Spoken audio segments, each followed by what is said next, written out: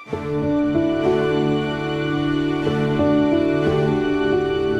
pagi yang syahdu ini, kita diizinkan duduk.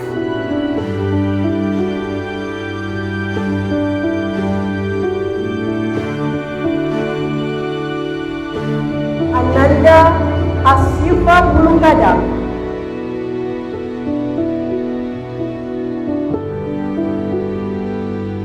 Dalam perspektif Islam, ya.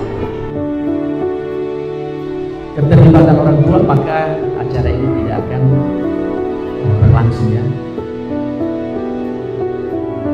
Sehingga bakat itu bisa berkembang, tidak hanya putus. Kalau mengingat hal seperti itu, paling tidak kita mengambil buku.